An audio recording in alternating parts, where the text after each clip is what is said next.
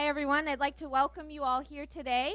I'm feeling very short with this podium, so forgive my weird body language, but I have these two. So anyway, my name's Natasha Cronin. I'm the board president of the Monmouth Independence Chamber of Commerce. Today's program is presented by the Monmouth Independence Chamber of Commerce. The Chamber would like to thank the Independence Cinema and owner Ellie and his staff for providing complimentary soda and popcorn for us today and for graciously hosting this event.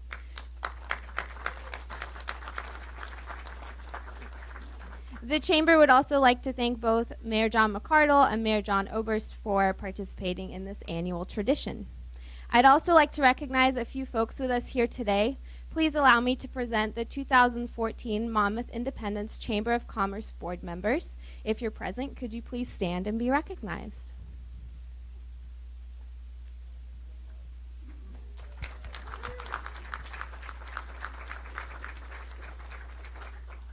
Thank you.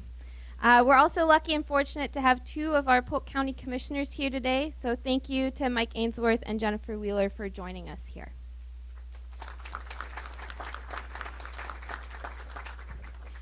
The lunches that I'm watching you enjoy were today provided for you by the Crush Wine Bar and Tasting Room, which is a classy local establishment located in the heart of downtown Monmouth. So thank you for those lunches today.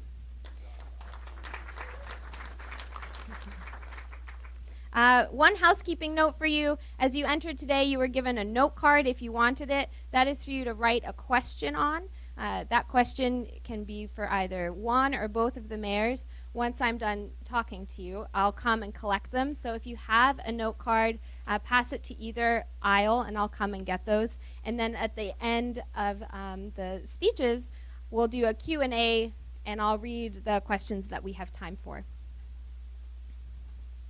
So we're all here today to hear from our city leaders. The State of the City Address is a time for you to learn and to ask questions. Every year we rotate our mayoral speakers, and this year it's Mayor Oberst's turn to go first.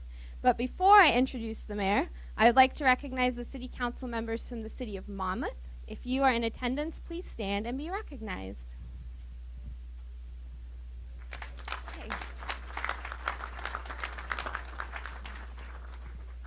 Thank you. I'm happy and excited to introduce to you Monmouth's Mayor John Oberst. Mayor Oberst was elected in 2006, and since becoming mayor, Oberst's volunteer activities have taken on a statewide scope. I had a little fun with this, and I Googled the mayor, and I quickly found his LinkedIn profile. I know. It'll be up on the slideshow here afterwards. His resume speaks strongly of the community that he loves. Most notably, and I think this speaks to his character and sense of humor, he has stay-at-home dad listed as his occupation. His skills, providing basic personal care, inventory, replenishment, transportation, domestic maintenance, property maintenance, food preparation, social and academic educational, personal coaching, and unconditional love for 2 children. So, with no further ado, may I introduce to you Monmouth's Mayor John Oberst.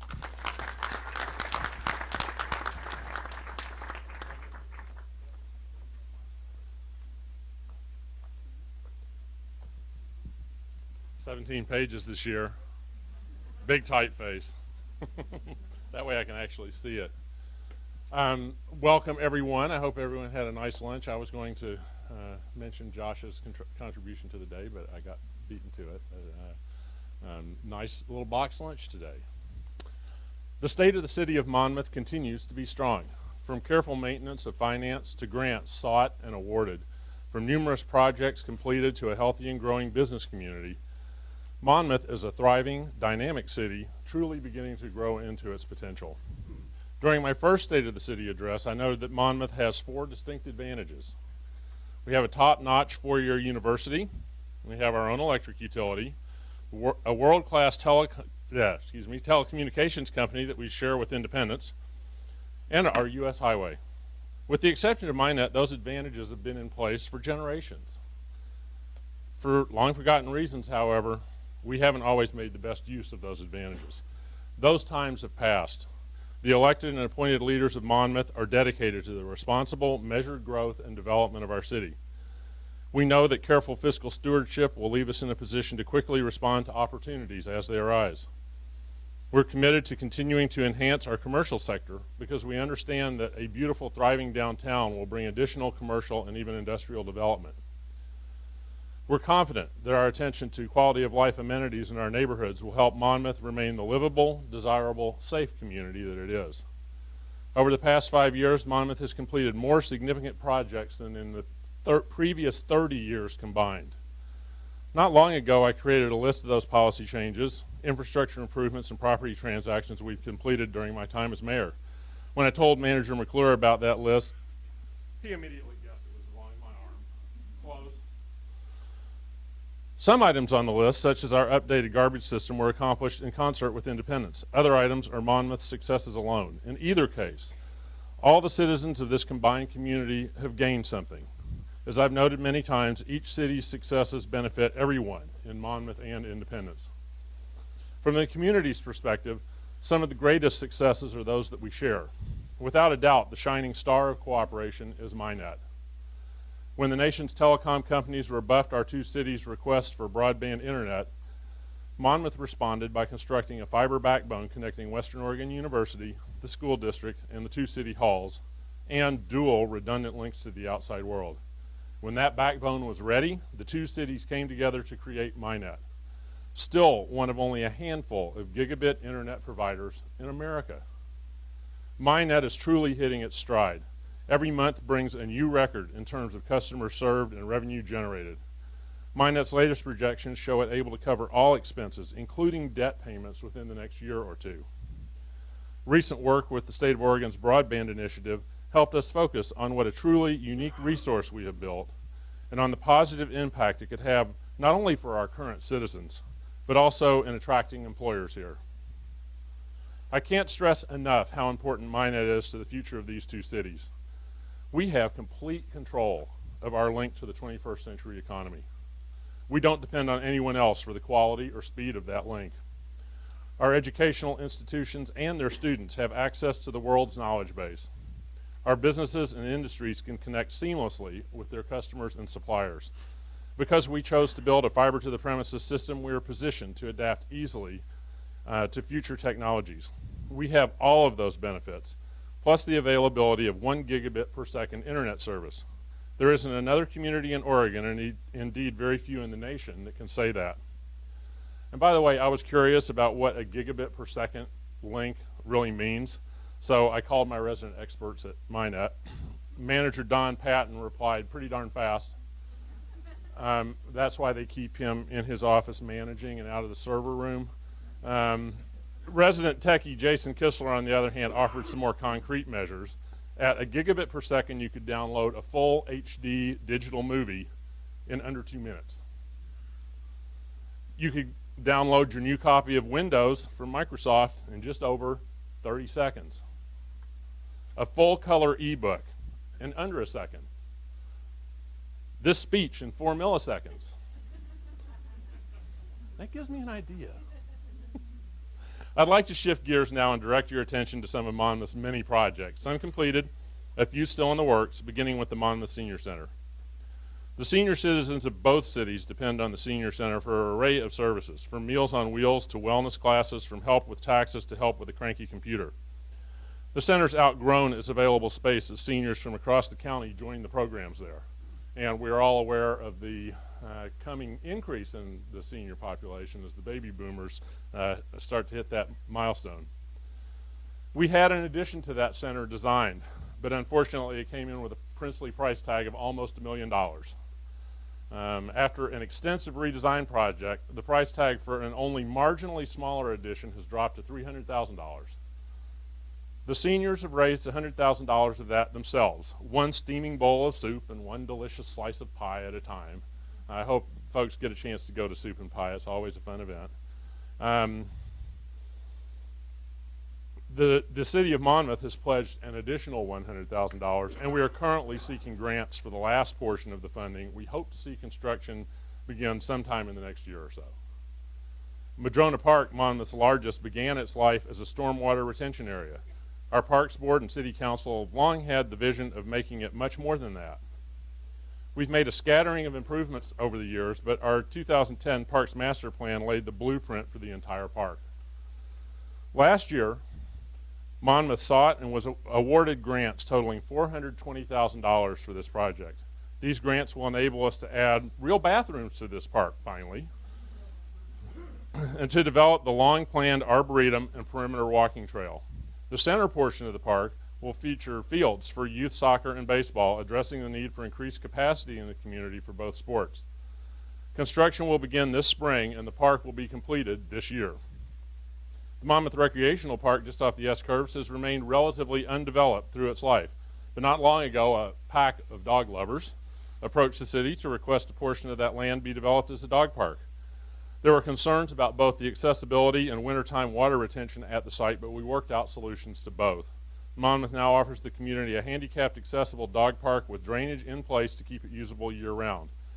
As the Friends of the Monmouth Dog Park get more active, additional amenities such as benches and more trees will be added. Almost 80 years ago, during the depths of the Great Depression, Monmouth built the first fountain in the community. Generations of youth and adults from both cities played in that fountain, and it was truly a fixture and a tradition. Unfortunately, after 80 years, the concrete was failing, the plumbing system was falling apart, and standards regarding water play safety had changed. That's why we decided it was time for a new first, and we replaced it with the first purpose-built water play area in the county. The new fountain made a big splash with the kids in the community the day we turned it on, and immediately accomplished one of our goals for it by bringing families into downtown and into downtown businesses during the quiet of the summer. Some citizens expressed concern about the loss of the old fountain. We responded by saving its centerpiece. It will reappear in the park at some point in the future, just not as a fountain. There's been a long-standing desire amongst many Monmouth citizens for a top-quality performing arts space downtown. That idea was included in our latest Parks Master Plan, but its construction was assigned a relatively low priority. Our Downtown Merchants approached Council, however, and urged us to re-examine our priorities. As a result, we've nearly finalized the design for the first outdoor stage in the community, able to host full-fledged theater, music, and dance productions. Summer evenings downtown may soon feature children's theater, a music festival, or even Shakespeare in the Park. The finalized design will include new bathrooms for the park and a new home for that old fountain. The process of seeking grants for this project will begin soon. By the way, at our last council meeting, we were presented with a proposal to bring the Polk County Bounty Market to Main Street Park beginning this summer. Council immediately directed staff to make the arrangements and sign the contracts. The present plan is for the market to be open Tuesdays, 9 a.m. to 3 p.m. throughout the growing season. So midweek fresh veggies in the park in Monmouth. Monmouth introduced Polk County to the concept of downtown streetscapes in 2000 with our 3-block section at the upper end of Main Street. In 2012 and 13, we extended our original effort eastward all the way to Pacific Highway. We've heard anecdotally that the addition is doing one of its intended jobs. With our beautiful Main Street more visible from 99W, we're attracting visitors downtown to see what we have to offer. And that's where I started with my opening. We're finally starting to address the fact that we have that U.S. highway, and we're urging people to come in and see what we have downtown. Of course, the real impact of the project is in making our downtown a more pleasant place for our citizens to visit, walk, and shop, and the community is taking full advantage of that. Downtown Monmouth is a great place to visit. When I first became mayor, there weren't very many retail spaces downtown. We had lots of service businesses like banks and healthcare providers, but very few retailers. That picture's changing. The days of downtown Monmouth's closing up shop at 5 p.m. are over. And I knew we were getting it when Councilor Meyer came late to a meeting one night and blamed it on his failure to find a parking place. We're not done with downtown yet. I've spoken before about the Warren Street project that targets the mostly empty half block across from City Hall. That project's been scaled back a bit as the university has withdrawn its parking lot from the project. Council is still interested in moving forward with the remaining quarter block, however. There are a variety of challenges to be overcome, but the city has a demonstrated willingness to work with developers and property owners to create quality, thoughtful development. An example of that openness to aiding quality development is our newest building downtown, the Bemrose building. That's the new building at the corner of West Main and Monmouth Ave. It's also concrete proof of that change in our downtown. After a fire destroyed the prior building on that site, Bodie Benrose demonstrated his faith in Monmouth's future by rebuilding a much better and much more expensive building than what was lost. The city demonstrated its support through an urban renewal grant and various other forms of assistance, and the result is a 21st century building that fits seamlessly into a block of buildings erected in the early 20th century. At the eastern end of Main Street, Monmouth worked with a commercial property owner to improve half of the S-curve a few years ago. By adding curbs, sidewalks, bike lanes, a center turn lane, and a crosswalk, we helped prepare that area for future development. We're not done, however. Last year, we applied for a roughly $1 million grant to finish the job. This application was for a highly competitive STIP enhanced grant at ODOT, and STIP is Statewide Transportation Improvement Program. I've been doing a lot of work at ODOT, and I'm afraid I have fallen into their world of acronyms. While there are a few formalities left in the process, last month, the Oregon Transportation Commission announced their list of funded projects, and our project has been selected. And I can say at one point, our project was the #1 project in Polk, Marion, and Yamhill counties. So ODOT really saw the value in this project. During 2015, we plan to do necessary preliminary work, and in 2016, we plan to construct an extension of the curb, sidewalk, bike lanes, and center turn lane from the previous S-curve project westward to the top of the hill at Heffley Street. Over the years, the cities have worked from both ends of Highway 51 toward the middle. And while this highway may not be of the same importance as the Transcontinental Railroad, we will soon be driving a golden spike in an unbroken 4-mile-long stretch of quality sidewalk extending from the northern entrance to Independence all the way to and through downtown Monmouth. And when I think about where those sidewalks were when I came to this community, it's really an amazing accomplishment. I'd like to mention one last infrastructure project. Monmouth voters recognized opportunities knock when the city had a chance to purchase the Forest Capitol building on Pacific Highway for use as our new police station. We've hired a project manager and an architect, and we're moving toward the start of construction. Our timeline calls for our police department to be fully relocated in the next year. At the same time we asked voters to support the police station project, we pursued another initiative that's practically unheard of. We actually cut our already low electric rates by 3%. While that rate reduction may not last forever, for the time being, for most homeowners, it is offsetting the majority of the property tax increase attributable to the police station bond. Last November, the citizens of both cities stepped up to demonstrate the pride we all feel in this community. When city government and Independence needed a little extra short-term support, that city's voters agreed to help. When Monmouth citizens saw an opportunity to provide a new station for their police department at a bargain price, they grabbed that opportunity. Neither city asks for extra funds very often. When we do, it's usually for a very good reason. At a time when governments across the state were rebuffed in their requests for additional support, our citizens embraced the careful, thoughtful, and reasonable requests of our two cities. That love of this community is also reflected in a very interesting ongoing process happening in our towns. Last summer, the Ford Family Foundation's leadership program, and I'm sure there are a lot of graduates of that program in this room right now, returned to the community for a celebration of success. A portion of that gathering was dedicated to asking community leaders if and how the foundation could be of further service to us. Over 50 people attended that opening meeting, and the overwhelming response was that the community would like to engage in Ford's new Community Vitality program. This fall, over 300 community members responded to an online survey. The questions focused on our relative strength in areas known to contribute to vital and successful rural communities. We scored ourselves pretty well on that survey, but 5 areas of weakness stood out. Communication between organizations in the community isn't what it could be. We need to work harder on citizen engagement. We need to do it better in the area of economic vitality and business development. We could be stronger in our embrace of our natural environment.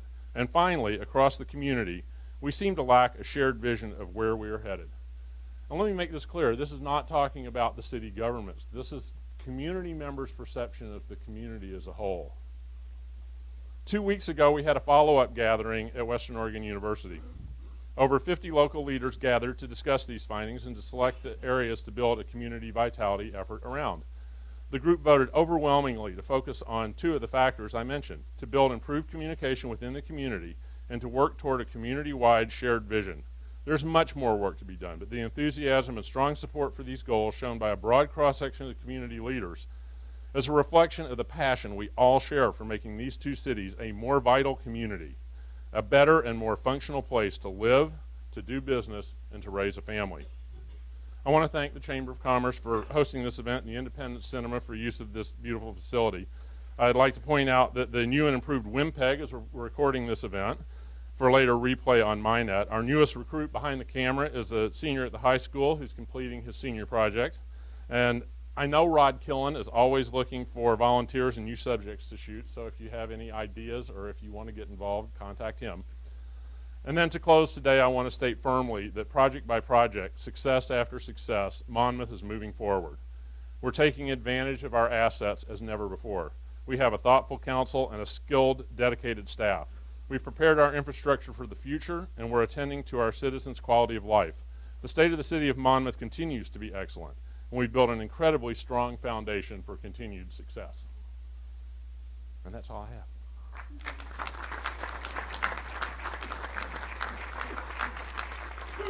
Thank you.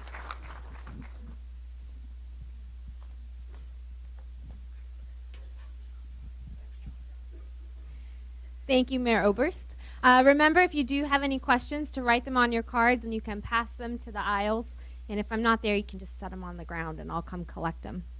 Now, before I introduce Mayor John McCardle, I'd like to recognize the City Council members for the City of Independence. If you're in attendance, please stand and be recognized.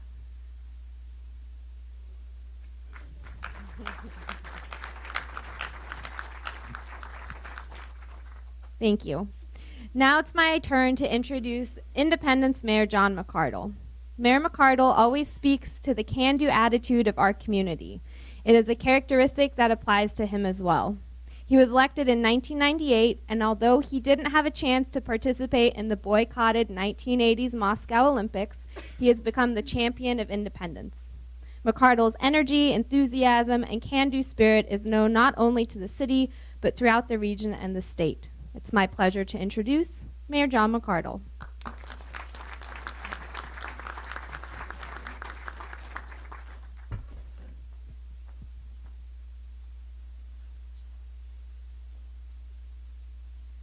Well, good afternoon, and first I want to offer a continuing thank you to the Chamber for providing the opportunity for Mayor Oberst and I to share our vision and community efforts with so many folks that are ambassadors of our community. I lead off my speech today with thank yous to the volunteers and staff for all that they've done and continue to do for our city. You'll hear later in my talk examples of all of these kind of efforts. I also want to offer a special thank you to all those that helped in passing our bond this last spring. We couldn't have done it without you. A sincere thank you to all of those that worked on it. Last year I talked about investments that we as a city have made. I talked about controlling our own destiny, about taking responsibility for the future. I shared how proud I am of the choices that we've made, choices that have been built on the great work of others. I'm proud of what Independence has been able to accomplish. And since the beginning of this century, we've made strategic investments in the downtown and in the community. You're all familiar with the downtown streetscape, amphitheater, library, cinema, Highway 51 improvements, civic and event center, and MyNet. Less visible, but equally important, are the investments we've made in stormwater, yes today, sanitary sewer, and water infrastructure. These investments have brought good returns. I'll talk about them a little later also, but first let me take a moment to thank our citizens for their positive bond vote, showing their confidence in the path we're on, preserving the investments that we've already made, and allowing good efforts to continue moving us forward. We knew that the bond would save money through refinancing, but I'm thrilled that our staff's quick work after the bond's approval netted us an even better rate than we'd expected. While we discussed the bond as being a 25-cent net tax increase, the tax rate will start to drop next year because of our smart moves, and within 2 years, it'll be lower than it was before the election. This year, it's a joy to share stories about recovery from recession, about entrepreneurial, optimistic approaches, and what our long-term investments are turning into. Our energy and investments in the downtown are continuing to pay off as empty storefronts are being filled. After many years of sitting vacant, the Cooper building has been purchased by an experienced developer who sees historic character as an asset and has a track record of success. If you go by today, you'll probably see the dust flying, and he says he's being inundated with calls from people wanting to lease space. Now, after a long run, GTE Flooring closed its doors this last year, but the space was quickly grabbed by Leighton House Professional and Sojourn International, a multi-million-dollar hair, color, and shampoo company. In addition to housing their corporate offices, this locally owned international company will be operating a branded salon and training academy out of that space. This exciting company has the double benefit of being a fast-growing local company and also bringing lots of people to our downtown. The Cooper and GTE building are also great examples of how the ingenuity and strategic initiative of our city staff working with entrepreneurs and connecting them to resources that will help them succeed. It's also a tribute to our city council that is helping to guide that particular team. Speaking of strategic initiatives, for many years the community has identified the Valley Concrete site as an incredible redevelopment opportunity in our downtown. That vision is edging closer to reality as the company is getting more serious about moving to a new location. We're working with them to understand the true potential of that site and are ready to help them market it when the time comes. Earlier this year, the City Council accepted an offer to purchase the old City Hall building. The buyer will soon begin renovating it for use as an arts and crafts mall, which will also offer classes and beer and wine tastings. It's exciting to see our downtown revival start moving beyond Main Street. That part of town should also see some additional activity as soon as a March deadline is approaching for the developer of Independence Station to make good on his promises. If we reach the deadline with no action from the developer, he's already agreed in court not to contest the city's foreclosure of the property. Anyone looking to buy a building? That's okay. We are already talking to people who are interested. Over the years, we've made a number of investments to further enhance our Willamette River Greenway. This includes purchasing a large site north of town for a ball field complex. I'm pleased that this investment is also starting to show positive returns. We recently sold 12 acres of the upper terrace on that site, which will become River Place, a 204 nice quality apartment complex, swimming pool, commercial and private community center. The construction slated to begin with the first 100 units this spring. We're also working with the developer to explore the mutual benefits of taking the next step on the sports complex. Speaking of sports complex, the new boat ramp opened here last summer. It's a beautiful site, and it gets steady use. With the running trail already located there, wildlife enthusiasts, boaters, runners, and walkers from throughout the region are coming to Independence to enjoy the great Oregon outdoors. Single-family housing is gearing up also with a subdivision underway on South 8th Street. It'll feature a linear park with a bike and walking path that connects to Mountain Fir Park. Now, speaking of Mountain Fir Park, if you haven't been out there, you really need to see the amazing work being done by the master gardeners. They're making it truly a thing of beauty. As the spring moves forward, you'll see the blooms of all the flowers, but it'll also pale in comparison with their long-term vision for this area. They've taken an underutilized park and are turning it into truly a jewel. It's been a year since we opened the Independence Dog Park. It's truly become a gathering place for dog owners, who also will occasionally notice that they're dogs too. We're also in year 3 of the reworked summer series that's created an unparalleled summer level of excitement downtown. You know, Independence embodies the spirit of entrepreneurialism, people with a vision, challenging themselves and each other to be better. You see it in what the master gardeners are doing, in many of the things that I'm talking about today. Heck, we have 2 farmers markets, 2 bakeries, multiple restaurants and evening spots. Energy, choice, and an optimistic attitude makes Independence an exciting place to be. We may be a small community, but we're able to punch above our weight because of the partnerships and relationships we form. I personally serve on the Oregon Regional Solutions Advisory Committee, focusing on economic investments in this part of the Willamette Valley. Locally, that means funding for business retention and expansion program, and an evolving effort with the ag community to better connect farmers with food buyers through agritourism and food hubs. We're also joining with others from around the state, helping advocate for Oregon counties to receive the federal funding that they deserve to provide essential public safety services. This isn't just a county issue. It has an effect on cities, putting all we hold dear in this county at risk. Independence has been in conversations with the governor and our federal delegation to offer our assistance in bringing much needed state and federal public safety resources to the county. For years, the two cities, working together, have operated one of the most amazing telecommunication companies in the country. Fiber optics and gigabyte speeds were here before anyone knew what that meant. We're one of only 9 gigabyte cities in America. MyNet is no longer a secret, and it's becoming a tremendous tool in our arsenal as we work to create good family wage jobs for the citizens of this community. Our regional partnerships are creating tangible benefits locally also. Chemeketa is expanding their programming, offering popular classes at Central High School instead of Dallas or the Salem campus. The district is also working with them to develop new partnerships to identify and train kids in the skills local manufacturers need. The workforce of coming years requires more than a standard high school education, but that doesn't mean you can't still get the training in high school. I'm glad to be part of encouraging this cooperation between our educational partners. Now, you've all heard about our sidewalk program at these events over the last couple of years, and that particular partnership has been good enough that Job Growers wants to dedicate it to all around the valley. The partnership between the city and Job Growers, Habitat for Humanity, United Way, SEDCOR, and the Polk Halo program train young people in construction skills while they complete sidewalk and minor home repairs. Senator Merkley at a recent town hall honored the program's innovation at a meeting that he had here, and we expect the program to keep growing.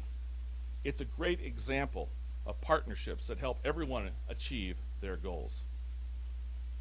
You know, the real lifeblood of our independence is our local partnerships and volunteers. Small towns are only as good as their volunteers, and I want to take a minute to highlight a few, but by no means all, of the groups that make Independence the great place it is to be. I want to talk about the Elks, who partnered with the library to bring us the Santa Train event. More than 990 kids participated, not to mention parents, grandparents, and others who enjoyed the day on a bitterly cold but very Christmas-like day. The Elks also fed almost 100 people, anyone that needed a meal, on Thanksgiving. They also invested volunteer time and organizational treasure in a good many causes, including the playground construction at Pioneer Park. The Independence Downtown Association, I know many of you are here, passionately promoting our community and Independence as a destination. Don't you just love the hearts on the light poles in downtown? I do. My Valentine's up there. These folks are always at work. When they're not working in their shops, they're doing lights, they're doing banners, they're doing events, all that makes Independence a memorable place. The River Gallery, their creative passion for art is obvious, but they also have a continuing commitment to bring beauty in a variety of different mediums to share with others, to add texture to so many parts of our downtown experience. I know they've also been helping with the recent Ash Creek Arts Center effort, another great partnership bringing the arts to our community. A lot happens in the summertime here, and it usually gets planned during the winter. Memorial Day at the airport. My hat's off to all the folks who make this a unique event, a tribute, an education, and a reminder of all that's been done on our behalf, and the quiet suggestion that we all have a part to play. Frankly, it's an obligation to do what we each can to make our community and thereby our country a bit better. Our parks and our downtown, it's like your living room at home. I'm pleased with the way that our community continues to step up, supporting traditional and creating new events, new opportunities, building on the continued success for people to have fun and to meet their neighbors. The 4th of July, the Hoppin' Heritage Festival, the Mexican Fiesta, car shows, music in the park. These are things that don't just happen on their own. Dedicated groups of volunteers are meeting and working right now to make sure that these events can continue and we have a great time during the summer. I said the winter was for planning, summer for building, and it's going to be a busy one. We'll be updating our Parks and Recreation Master Plan. Our population's changed dramatically since the plan was originally designed back in 1996, and we've also knocked off most of the things on the list. So we'll be reaching out to the community in the coming months to hear from the public about their recreation needs and how we can meet them. I ask you to take a moment and look around the room today. You'll be hard-pressed to know from looking around that 35% of independents was Latino. One of our council goals is to actively seek ways to engage members from all parts of our community. To help us, we have a community intern, Elizabeth Ellie Clasidro, working to open doors and help us all be more connected. We're also working to become a hub for bicyclists this summer and into the future. We received a grant to build a bike and boat campground, and we'll also be installing a downtown kiosk for cyclists and other visitors. We're also engaging with tourism via the Oregon Rural Tourism Studio. We have a lot to offer. Now we're working on ways to package it and tell people about it. I talked last year about the calculated investments we made to position us as the economy recovers. Well, the economy is starting to tick upwards, and we're now seeing the benefits. A continuing revival of downtown, new growth in our housing market, and solid growth in the industrial sector. All demonstrate that we're coming out of the recession in a strong position. With growing strength, we will continue our careful and thoughtful efforts for success in and in the years to come. As a closing thought, seems appropriate to quote perhaps one of the greatest men ever to live in our time, Nelson Mandela, who said, "After climbing a great hill, one only finds there are more hills to climb." Ever upward, ever forward, folks. Independence, it's a great place to be. Thank you for letting me speak with you.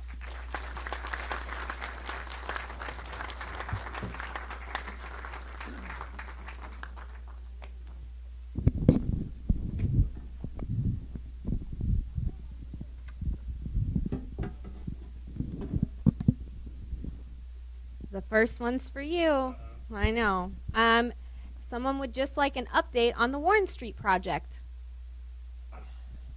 So, for those of you who are familiar with this project, we engaged Shields Obletz Johnson in Portland to work with us to see if we could get some traction around that pretty close to empty half block across from City Hall. Now, half of that area is the university's parking lot, and they withdrew that from the project. They have some pretty steep hills to climb themselves right now with the way the state is completely revamping governance in our higher ed system. So they are focusing their energies there. That left us with a quarter block, and that has caused council to kind of step back and look at it, and we're just starting to move into a place where we're asking our consultant to start bringing developers to us to explore the possibilities in that area. There's, as I said, a lot of work to be done, and there's still some hurdles to get over to get that piece done, but we are committed to trying to make that happen. It's been a slow process, but I'm confident that as we start to get some developers in here, they'll see the value in the project, and we hope to see something on that site in the next few years. Is that, I don't know whose question that was. Does that cover it?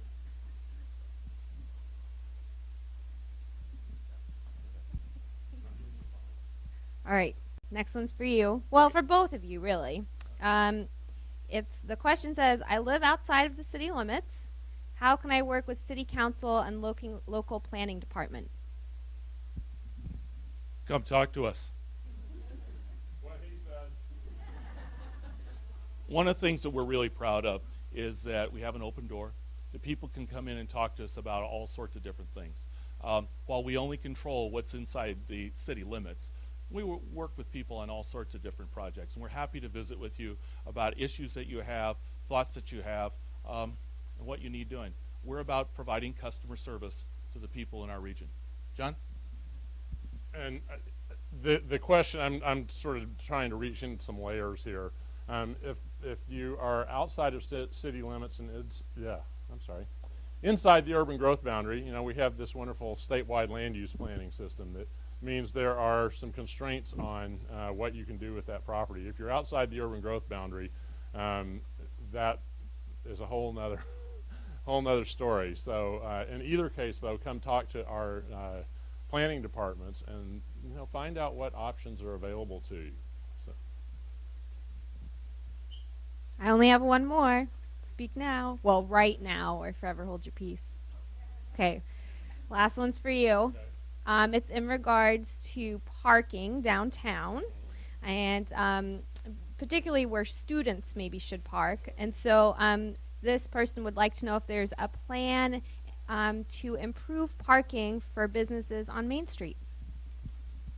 We have spent a whole lot of time at council talking about this issue. One concern about enforcing parking regulations is that it's a real good way to kill a downtown in a big hurry. If people, wander off for a cup of coffee and find a friend and come back a couple hours later and there's a ticket on their car. So we're hesitant to go that route at this time. One of the things that's interesting, and this is not just a Monmouth phenomenon, this is pretty much everywhere. The same person who will go to Bi-Mart and park halfway out in the parking lot and make that hike to the front door won't park a half block away from the business on Main Street that they want to go to. And so, and to a certain extent, the level of parking problem we have, which is close to non-existent, frankly, there are some hot spots, but in general, there's parking available downtown. It's a compliment to the businesses downtown that it is sometimes difficult to find a spot. If we continue forward with development downtown, for example, if the Warren Street project gains traction and we've suddenly got 2 floors of studio apartments, and from Bodie Bemrose's experience in his new building, about half of those folks will have cars, we're going to have some interesting decisions to make. But at this point, again, there are maybe 3 places downtown, and one of them is alongside Bodie's building, frankly, where students come and park all day. One solution that we've considered is to install some short-term spaces and enforce those. If you find yourself in a 15-minute space, that makes you more prone to come back than when you see 2 hours, I think. We added 109 parking spaces around the edges of campus in an attempt to get folks to park there instead of on Main Street, and they're pretty respectful of Main Street. It's the side streets where the problem lies. So it's an ongoing challenge, and I'm sure that pretty much every city has it, but until you have something like 85% parking full during peak hours, the gurus in the parking world don't think you have a parking problem, and we're not close to that. One other thing, we do have a guy coming to talk to council at some point in the future. It's not scheduled yet. So just talk about parking in general and how you go about dealing with that. So we do have one of those parking cognoscenti coming to explain to us, the nature of our problem and what to do about it. Thank you. Thank you.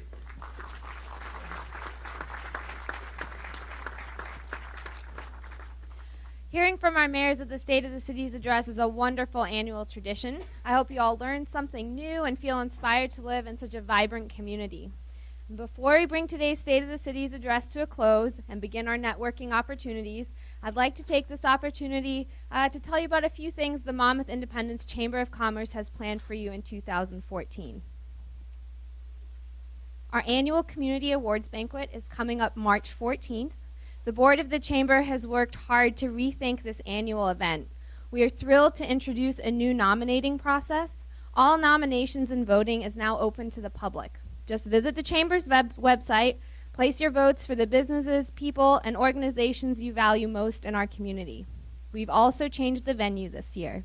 Central High School has always been so accommodating and kind, but we felt it was time for a change. So this year we're hosting the 49th Annual Community Awards Banquet at Eola Hills Wine Cellars.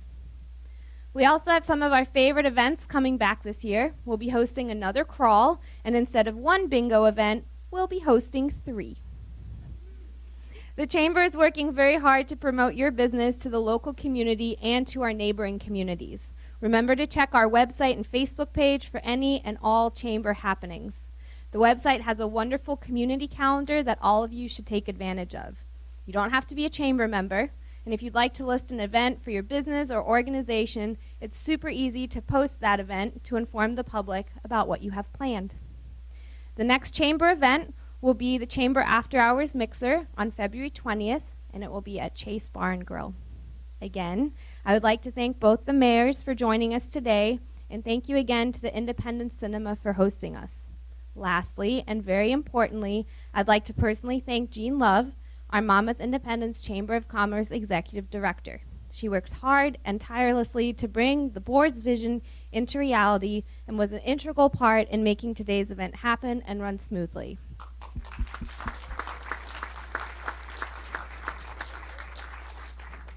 So thank you all for coming today. It's been a pleasure watching all your smiling faces. Enjoy meeting each other.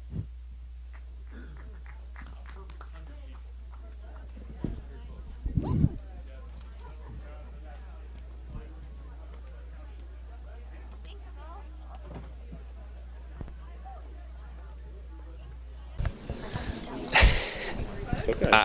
Yeah. So what have you enjoyed most as your time as mayor?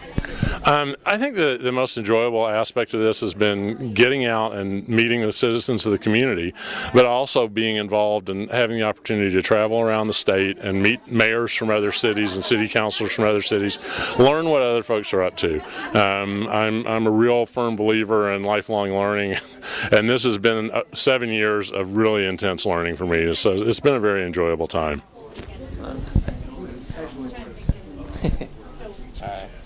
And where do you see the city in the next 5 years? I would like to think that Monmouth continues to grow slowly through that time. I don't think we're going to have a huge expansion all at once, but I do believe the city will grow. I see the opportunity for increased commercial and industrial development in Monmouth. At this point, Monmouth doesn't really have an industrial base, and that would be an important additional leg to our stool, as it were. It would make finances more stable. It would create jobs for citizens and so on. So, I think we have a city council and a staff that is really focused on trying to make that smart development happen going forward and reaching out to folks to bring that to us.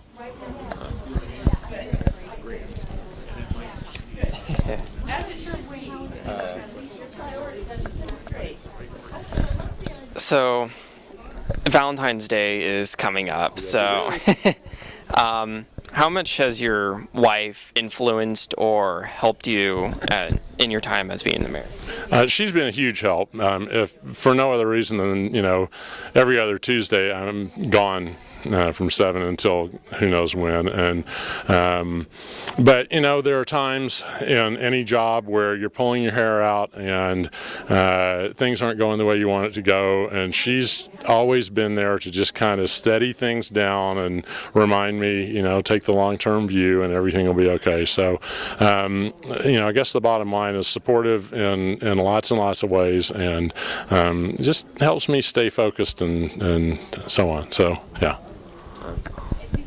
So that's it. Good enough. Thank you. All in one shot. Thank you. Somebody ought to hire this kid. What have you?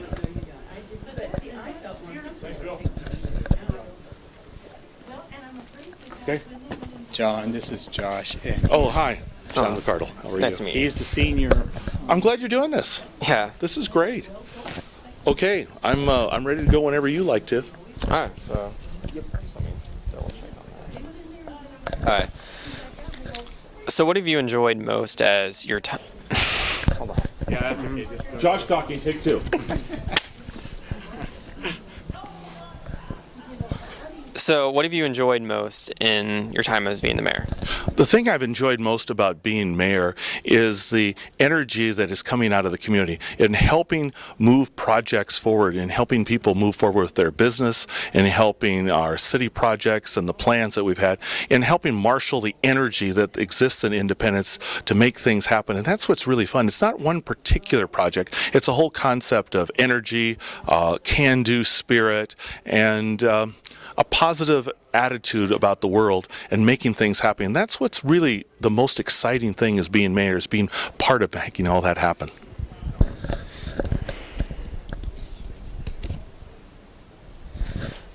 So where do you hope to see the city in the next 5 years? 5 years from now, Wow, 2019. I'm hopeful that we'll have a hotel along the river. I'm hopeful we'll have tournaments and sporting events bringing people to town, and events taking place out at the ball field complex. I'm looking forward to seeing our downtown up and rolling. It's rolling great now, but it's going to go even better with some of the older buildings being fixed and renovated. I look forward to all those kind of things, and then the groups of people that from all sorts of parts of our community and through the region getting together and just having a great time at the amphitheater or in any of our parks. It's just a great place to be, and I'm really positive about what the future is and the business opportunities that exist for so many folks. So Valentine's Day is coming up. So how much has your wife helped or influenced you in your time being as mayor? My wife, Patty, is my best friend. She's a confidant. She's somebody I talk to. She provides additional insight into the community. I can bounce ideas off her. She is one of the most capable, competent, intellectually strong people I've ever met. And she's so helpful as we talk about things for our community, directions to go. She helps in 1,001 ways, and it really is a team at our house, and I'm really lucky to be part of that team, and I'm really, it's really special, the kinds of things that she helps provide, and together we've raised a family, we've made this community our home, and it takes people working together to do that. Thank you. Yep. That's it. All right.